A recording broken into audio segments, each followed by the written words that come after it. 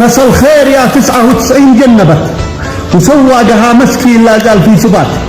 نشأت لكم الليلة قصيدة من نوع آخر من قصايد شعار جيفة المبدعين، والشاعر قايد صالح السرحاني أبو سامي الملقب بالكيس، هو من أقوى وأبدع شعراء جيفة. قال مسا الخير يا 99 جنبت وسواقها مسكين ما زال في ثبات. نظام الكترونيات باللمس جاوبت ولمبات حمراء في كراسي مذهبات. جهاز الكتروني لا لمسته تجاوبت وجنديل يتنقل على 5 مركبات. أعاصير هبت في ضلوعي وهبهبت وهزات لا زالت بعلم المغيبات. وموجات كره ومغناطيسية هبهبت من أعضاء جسمي قدرها العزم والثبات.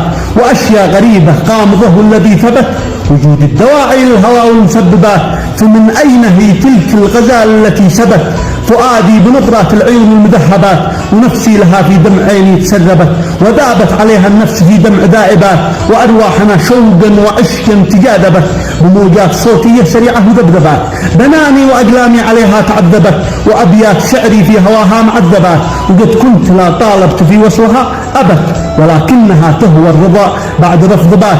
أشارت برمش العين ليست وركبت سهوم المنايا سالبات وموجبات. ومن غير ما تنطق أجابت ورحبت وحدت حواجب كالسيوف المرجبات.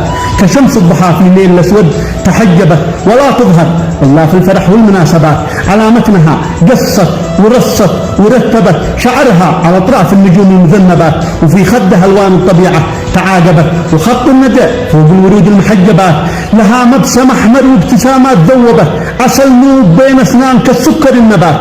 ولوجان مثل الورد الأحمر ترطبت وعند اسطواني مثل برج المراقبات. كأنه زجاجة خمر بيضاء تقربت على صحن فضي والصياني مقلبات. على صدرها أسعار الفواكه تضاربت بساتين خضراء والخضر والمرطبات. وقامه كغصن البان الأخضر إذا سقت على ساقيه من حولها الزرع والنبات. عصا خيزرانه فوق خاتم تركبت تثير التساؤل حولها والتعجبات. تحنت في انصاف الليالي وخضبت يديها ولاحت كالبياض المكتبات. حروفا على صفحات بيضاء تكتبت وفي كل صفحة 5 أقلام مذهبات. ولو تسمع الباقي من وصافها صبت ولكنني بوصف خطاها المركبات. وسيقانها وقدامها بيتناسبت معها الكترونيات والات حاسبات.